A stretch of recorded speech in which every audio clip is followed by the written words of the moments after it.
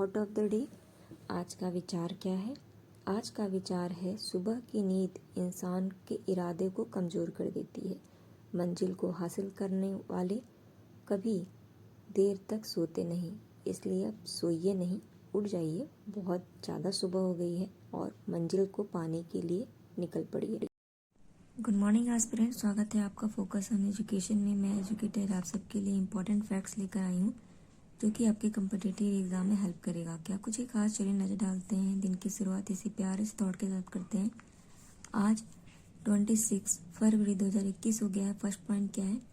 Asia प्रशांत क्षेत्र में दूसरा सबसे अधिक साइबर हमलों का सामना करने वाला देश कौन बन गया है? बहुत इंपॉर्टेंट क्वेश्चन है। तो अभी साइबर अटैक से जो दूसरे नंबर पे प्रभावित है वो कौन है? भारत। भारत बहुत ज़्यादा साइबर अटैक से परेशान है। अगर आपसे पूछा जाए, जितने भी हम मालवेयर्स देखने को मिलते हैं, जो सॉफ्टवेयर्स आते हैं, करप्ट सॉफ्टवेयर्स, वो हम कहाँ से देखते हैं बन के आते हैं? वो ज़्यादातर रशिया से बनकर आते हैं। नेक्स्ट पॉइंट क्या है? किस देश के सर्वोच्च न्यायालय ने भंग किए गए संसद को बहाल किया है? तो पहले वहाँ के सर्वोच्च न्यायालय ने क्या किया था? संसद को भंग कर दिया था, लेकिन अब वहाँ के संसद को वापस से बहाल किया गया है। तो ये सब किया गया। हमारा पड़ोसी देश कौन है? नेपाल। याद रखिएगा ये आंसर। अब अगर आपसे पूछता है कि यहाँ पे पहले तो राजा बनते थे, लेकिन जब डेमोक्रेसी आई, जब उनका कॉन्स्टिट्यूशन बन गया, तब जब पहले प्रेसिडेंट बने थे वो कौन थे?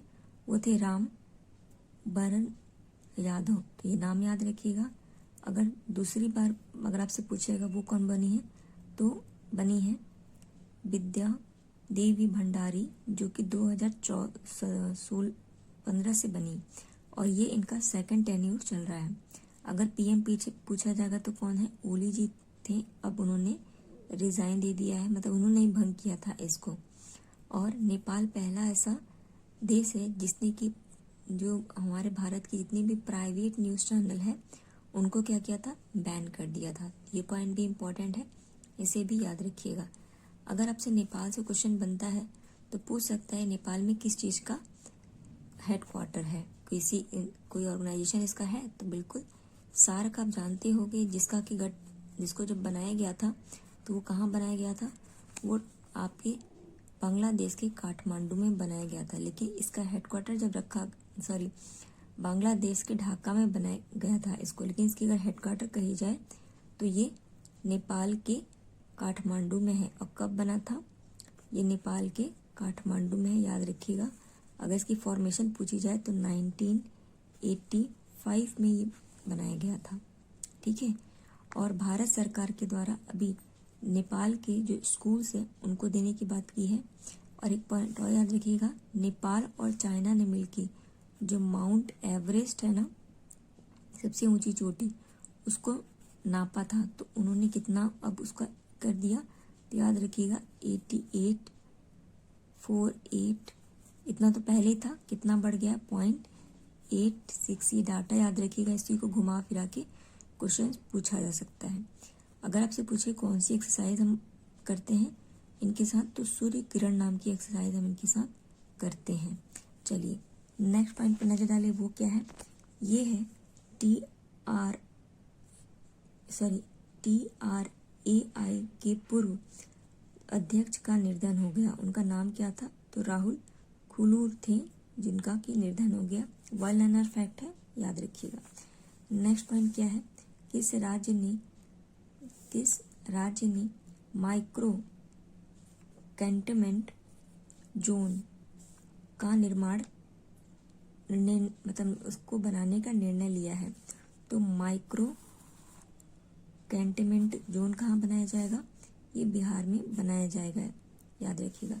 अभी बिहार में हमने देखा था पीएम मोदी जी ने ई गोपाला ऐप लॉन्च किया था, और अभी रिसेंटली हमने पढ़ा था कि बिहार का भी बजट पेश हो गया।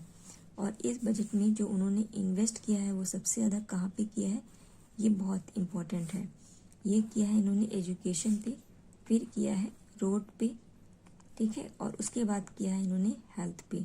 तो ये इम्पोर्टेंट पॉइंट है। ऐसे आप देखोगे यहाँ पे जो डॉल्फिन के लिए सेंटर बनाया जा रहा है, ठीक है, वाल्मीकि विद्यालय यहाँ पे लगाया जा रहा है। तो ये पॉइंट है इसके लिए, इससे इम्पोर्टेंट है बिहार से। चलिए नेक्स्ट पॉइंट को देखिए, ये क्या है, किस राज्य ने महिला को 15,000 रुपये देने की प्रदान करने की घोषणा की है? तो कौन है ये? आंध्र प्रदेश है।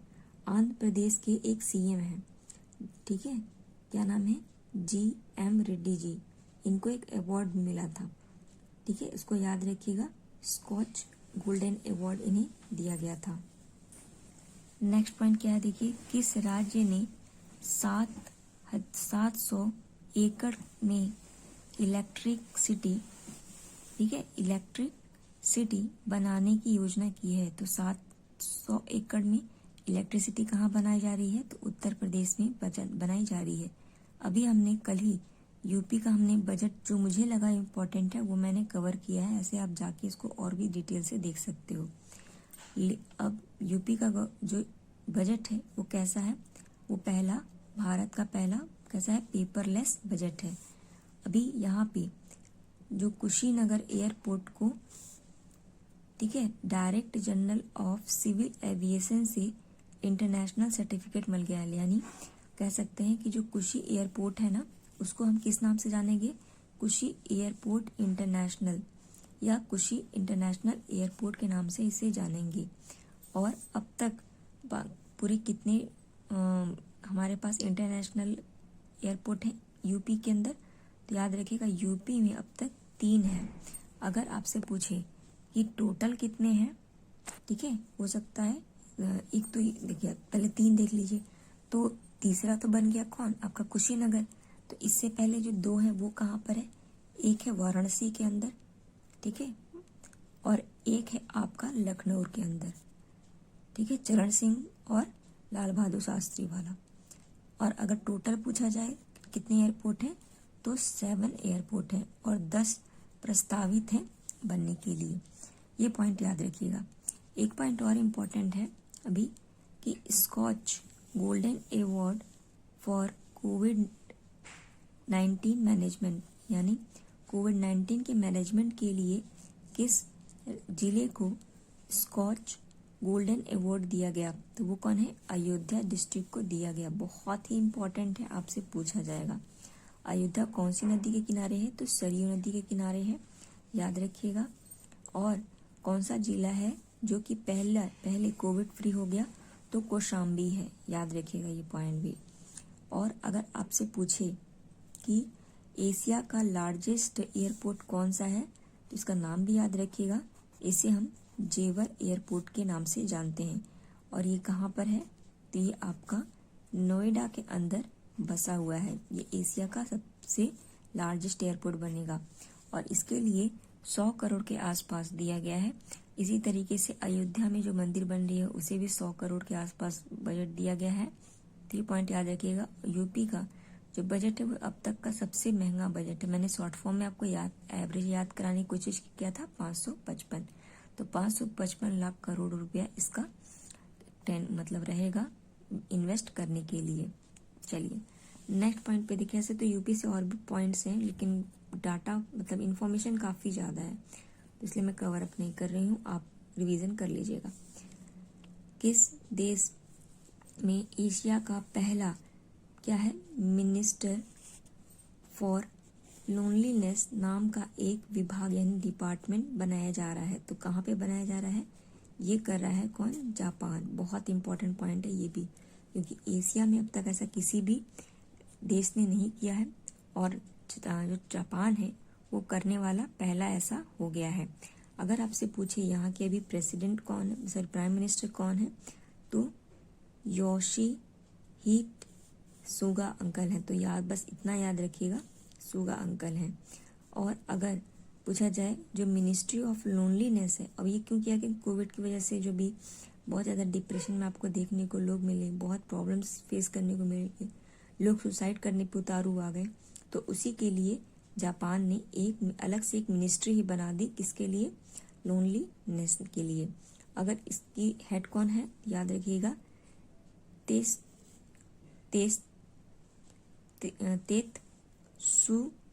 तेत्सुशी सागामोटो, तो सागामोटो से याद रखिएगा इनका नाम।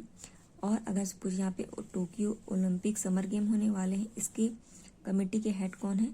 तो शिको हाशिमोटो। तो हाशिमोटो ओलंपिक के हैं और साकामोटो किसके हैं? आपके मिनिस्ट्री ऑफ लोनलीनेस के लिए हैं। ये पॉइंट याद रखिएगा, ठीक है। और जापान के साथ कोई हम एक्सरसाइज करते हैं क्या?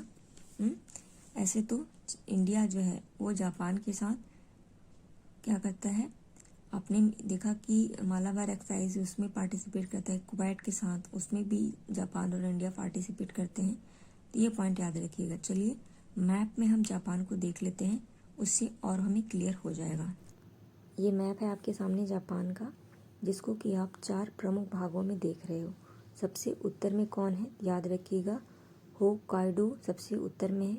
फिर इसके बाद नीचे कौन है? तो होन्शु है। फिर कौन है? शिकोकू है। फिर कौन है? क्यूशू है। तो ये तीनों को याद रखिएगा, ठीक है। जो पूछा जाता है, अगर पूछा जाए कि टोक्यो इसकी कैपिटल है जापान की, तो वो कौन से आइलैंड पे है? तो होन्शु आइलैंड पे है। इम्पॉर्टेंट है। नेक्स्ट जो पॉइंट बनता है इससे इम्पोर्टेंट कि यहाँ के प्रेसिडेंट, जो पूर्व प्रेसिडेंट थे, देखिए एबे जी। तो एबे जी तो सबसे लंबे समय तक रहे, और ये न्यूज़ में इसलिए भी आ गए क्योंकि हमारे भारत गवर्नमेंट ने जो पद्म विभूषण होता है ना, वो उनको इससे सम्मानित किया है, तो इसलिए इनका नाम भी इम्पोर्टेंट है, ठीक है। चलिए नेक्स्ट पॉइंट को देखिए, ये क्या है? किस भारतीय को, इम्पोर्टेंट है ये, बहुत इम्पोर्टेंट, किस भारतीय को international anti corruption campaign award से सम्मानित किया गया? क्योंकि ये इंटरनेशनल है इसलिए इम्पोर्टेंट हो जाता है। इसका नाम क्या होगा? अंजलि भारद्वाज इसका आंसर है। बहुत इम्पोर्टेंट है, ये करप्शन के लिए इन्होंने काम किया था। और अभी क्या ये इकलौती हैं? नहीं, ये हर साल दिया जाता है ये अवार्ड, और अमेरिका द्वारा दिया जाता है। दुनिया के कुल अभी तक, मतलब अभी इस बार कुल कितने लोगों को? तो 12 लोगों को ये अवार्ड दिया गया। ये इम्पोर्टेंट है। कितने लोगों को? 12 लोगों को, ठीक है। कौन दिया? तो वो कौन दे रहा है आपको? अमेरिका द्वारा। इंडिया की कौन है? तो अंजलि भारद्वाज, इनका नाम याद रखिएगा। कुछ और अवार्ड्स हैं, उसे भी हम देख लेते। देखिए नेक्स्ट पॉइंट क्या है? ASI न्यू डिस्कवरी अवार्ड 2021, ये भी इम्पोर्टेंट है। ये क्या है? ये किसको ये सम्मानित दिया गया है? तो ये एक ऑर्गेनाइजेशन है। ये ऑर्गेनाइजेशन का नाम क्या है? IUCAA। ये क्या है? Inter university centre for astronomy and astrophysics. तो याद रखिएगा, इन्हें दिया गया है इस बार। और इन्होंने क्या किया? तो इन्होंने गैलेक्सी में एक लीमा कैंटिमम इमिशन को खोजा है, तो इसलिए इन्हें ये अवार्ड दिया गया। इम्पोर्टेंट है। नेक्स्ट पॉइंट क्या है? देखिए, ये बिहार में क्या है? बिहार में खेल विश्वविद्यालय खोलने की बात कही गई है। इम्पोर्टेंट है ये, ठीक है। और कहाँ पे खोला जाएगा? तो ये राजगीर में खोला जाएगा। अगर आपसे पूछ दे नॉर्थ ईस्ट का, ठीक है, नॉर्थ ईस्ट का जो है वो पहला जो यूनिवर्सिटी गेम है वो कहाँ पे बनाई जा रही है? तो वो बनाई जा रही है आपके मणिपुर में। याद रखिएगा, ये बहुत ही इम्पोर्टेंट है, ठीक है। यूनिवर्सिटी गेम यानी खेलो विश्वविद्यालय नॉर्थ स्टेडियम में कहाँ पे है? तो ये, और ये जब खेलो इंडिया को प्रमोट करना है तभी ये इसको अनाउंसमेंट कर दी गई थी, ठीक है। ऐसे तो मैंने बिहार से आपको डिटेलिंग बता दी है। चलिए नेक्स्ट पॉइंट को देखिए, ये क्या है? ये है N440K एवं E484K। क्या है ये? ये सार्क, जो सारस है ना, कोविड-2 का नया स्ट्रेन मिला है। और ये कहाँ मिला है पता है आपको? ये इंडिया में मिला है। इंडिया में भी कहाँ? तो महाराष्ट्र, केरल और तेलंगाना में ये नए स्ट्रेन देखने को मिल रहा है, ठीक है। ये बिल्कुल अलग है। जो स्ट्रेन हमें ऑस्ट्रेलिया और UK, अमेरिका जैसे देशों में देखने को मिला, वो इससे बिल्कुल अलग है। ये मतलब बिल्कुल अलग है। नेक्स्ट पॉइंट क्या है? ये देखिए, ये क्या है? ये है आपका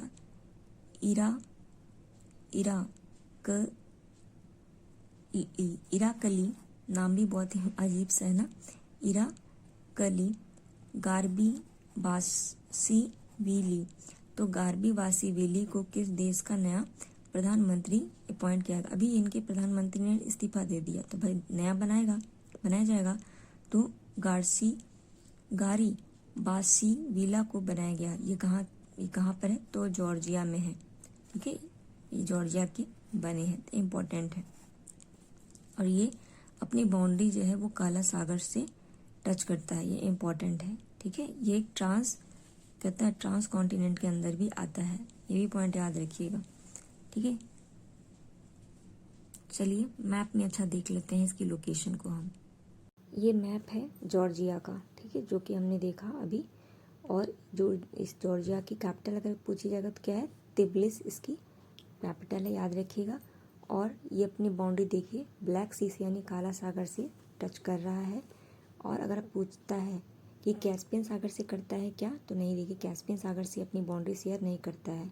लेकिन आपसे पूछे ये कौन कौन सी कंट्री से बाउंड्री शेयर करता है, तो रशिया आपका, फिर तुर्की, अर्मानिया और अजरबैजान, तो याद रखिएगा इसको। नेक्स्ट पॉइंट क्या है? ये भी बहुत ही इंपॉर्टेंट पॉइंट है, हमें स्किप नहीं कर सकते इनको। ये है क्या? संयुक्त राष्ट्र ने अमेरिकी सीनेट के लिए किस राजदूत को नियुक्त किया है? यानी अमेरिका ने क्या किया है? अपना एक राजदूत अपॉइंट किया है। कहाँ पे? यूनाइटेड नेशन के अंदर। तो वो कौन है? लिंडा थॉमस ग्रीनफील्ड, इनका नाम याद रखिएगा, ये फीमेल है। और अगर इंडिया की तरफ से कौन रिप्रेजेंट करता है, तो TS त्रिमूर्ति जी करते हैं, तो इनका नाम भी याद रखिएगा। इंडिया की तरफ से त्रिमूर्ति जी करेंगे, अमेरिका की तरफ से लिंडा थॉमस ग्रीनफील्ड करेंगी। ठीक है, और अभी एक और पॉइंट याद रखिएगा, अभी जो एक इसकी ऑर्गेनाइजेशन है UN की, UNCD, ठीक है, UNCD में UNCD कह रहे हैं, UNSC यानी यूनाइटेड नेशन सिक्योरिटी काउंसिल। तो इसमें अभी एक बैठक हो रही थी, जिसके अंदर जितने भी देश है वो पार्टिसिपेट कर रहे थे। और हमारे जो प्रकाश जावड़ेकर जी है ना, वो इसमें पता है किस इन्होंने संस्कृत में यहाँ पे श्लोक बोला। ऐसे अगर UN की आप भाषा देखोगे तो 6 हैं, 6 भाषा आपको बोलनी होती है, लेकिन अटल बिहारी ने क्या किया था? हिंदी में स्पीच दिया था। और हमारे जो प्रकाश जावड़ेकर जी हैं, उन्होंने संस्कृत में एक श्लोक बोला। और वो जो श्लोक है वो कहाँ से लिया गया था? वो आपका शुक्ल, याद रखिएगा, शुक्ल यजुर्वेद से लिया गया था। इम्पॉर्टेंट है, हो सकता है पूछे। किसने यूज किया, कहाँ पे बोला, याद रखिएगा, सिक्योरिटी काउंसिल में बोला गया। और हमारे कितने वेद होते हैं? 4 वेद होते हैं, आपको पता ही होगा, ऋग्वेद, सामवेद, अथर्ववेद और आपका ऋग्वेद, सामवेद, अथर्ववेद और यजुर्वेद। ऋग्वेद में क्या है? हंस है, मतलब गीत है। सामवेद में क्या है? इसको गाया जा सकता है, ठीक है, तब गाया जो सारा गामा पा इसमें है। अथर्ववेद में क्या है? अथर्ववेद में आपकी जितनी यजुर्वेद में क्या है? यजुर्वेद गद्य और पद्य दोनों में है। और अथर्ववेद में क्या है? मैजिकल चीज़ें बताई गई हैं। ये पॉइंट याद रखिएगा। ऐसे तो सीनेट्स और इनके बारे में बहुत ही चीज़ें इंपॉर्टेंट बन जाती हैं, तो फिलहाल अभी इतना ही पता करिए, ठीक है। चलिए कुछ और पॉइंट है, उस पर नज़र डालें। क्या है? किसके द्वारा प्रवासी मजदूरों पर अपने मसौदा राष्ट्र नीति प्रकाशित की गई है। तो अभी किसके द्वारा किया गया है ये? तो नीति आयोग के द्वारा ये किया गया है। नेक्स्ट इंपॉर्टेंट पॉइंट क्या है? विश्व का सबसे बड़ा चिड़ियाघर भारत के किस राज्य में बनाया जा रहा है? अभी मैंने कल कवर किया था इसको। ये कहाँ मनाया जा रहा है? ये गुजरात के अंदर मनाया जा रहा है, मतलब बनाया जा रहा है। और गुजरात में भी कहाँ? ये नाम याद रखिएगा, जामनगर। और इसका नाम क्या रखा गया है? ये भी हमारे लिए इम्पोर्टेंट हो जाता है। इसका नाम रखा गया है ग्रीन जियोलॉजी किंगडम। और इसको अंबानी परिवार बना रहा है। अभी 22 में इसको टारगेट था, लेकिन अब इसकी टारगेट बढ़ा दी गई 23 में। और अभी आपको गुजरात से एक और पॉइंट याद आ रहा होगा कि यहाँ पे गुजरात अभी हमने देखा तो गुजरात के अहमदानगर में पूरे विश्व का सबसे बड़ा स्टेडियम बनाया गया था, जिसे कि हम जो कि मोंटेरा स्टेडियम के नाम से जाना जाता था। और ये जो मेलबर्न है क्रिकेट स्टेडियम ऑस्ट्रेलिया को, उसको पिछाड़ा था। ठीक है, कैपेसिटी इसमें बैठने की, लोगों की बैठने की जो संख्या है बहुत ज़्यादा है, और अभी उनका नाम बदल दिया गया। ठीक है, पहले श्यामा प्रसाद जी के नाम पे रखना था, लेकिन फिर इसे नरेंद्र मोदी जी के नाम से रखा गया। और ये अनाउंसमेंट किसने किया था? प्रेसिडेंट ने किया था। लेकिन फिर बाद में ट्वीट करके ये इन्फॉर्मेशन दी गई कि इसमें नाम जो मोंटेरा का था, मतलब नाम बदल के तो यही रखा गया स्टेडियम का, लेकिन इसके अंदर एक अलग अलग शायद पोर्ट होते हैं, जो भी कुछ होता है उसका नाम श्याम प्रसाद के नाम से ही रखा गया है। तो ये पॉइंट इंपॉर्टेंट है, याद रखिएगा। चलिए कुछ और पॉइंट है उसको देख लें। चलिए नेक्स्ट पॉइंट पर देखिए, ये क्या है? समुद्र के अंदर भारत की पहली सुरंग बनाई जा रही है। कहाँ पे? तो ये मुंबई महाराष्ट्र में बनाई जा रही है, इम्पोर्टेंट है। और मुंबई से याद, जब महाराष्ट्र का नाम आएगा तो आपको पुणे का नाम भी याद रखना है, क्योंकि यहीं पे आपके सीरम इंस्टीट्यूट है, और यहीं पे आपको तारापुर एटॉमिक और भाभा एटॉमिक भी देखने को मिलता है। ये इम्पोर्टेंट है। ठीक है, यहीं पे आपको जो मुंबई की ट्रैफिक पुलिस थी ना, उन्होंने जो आइकॉन, जब ट्रैफिक लाइट जो रहती है ना, वो आइकॉन किसका यूज़ किया था? तो फीमेल का यूज़ किया। तो ये भी याद रखिएगा। नेक्स्ट पॉइंट देखिए क्या है? 13वां एड्रियाटिक पर्ल टूर्नामेंट में किस देश की महिला मुक्केबाज टीम ने शीर्ष पर रहा? तो कौन शीर्ष पर रहा है? तो आपको याद रखने का है कि ये कौन सा एडिशन था? 30 नंबर का एडिशन था। एड्रियाटिक पर्ल टूर्नामेंट किससे संबंधित है? तो बॉक्सिंग। इसमें भारत टॉप पर रहा। ठीक है, और ये आयोजित कहाँ हो रहा है? तो मोंट्रियोगो में हो रहा है, और 5 मेडल हमने जीत लिया। नेक्स्ट जो पॉइंट है वो क्या है? वो है किस राज्य या केंद्र शासित प्रदेश ने भारत का पहला carbon watch mobile app launch किया है? तो बहुत ही इंपॉर्टेंट है, पूछेगा आपसे, ज़रूर पूछेगा किसी न किसी ने एग्ज़ाम में। तो ये क्या है? Carbon watch. तो ये चंडीगढ़ के द्वारा किया गया है। चंडीगढ़ का अगर वास्तुकार पूछा जाए तो कौन है? ली कुरूब सियार जी हैं। ठीक है, ये फ्रांस के थे। यहीं पे आपको सुखना झील भी देखने को मिलती है, और हरियाणा और पंजाब का हाई कोर्ट जो है वो कंबाइन है। कहाँ पे? चंडीगढ़ में। तो ये थे कुछ important point aspirant. I hope video पसंद आया होगा। लाइक कीजिए, कमेंट कीजिए, शेयर कीजिए। Thank you आस्पिरेंट।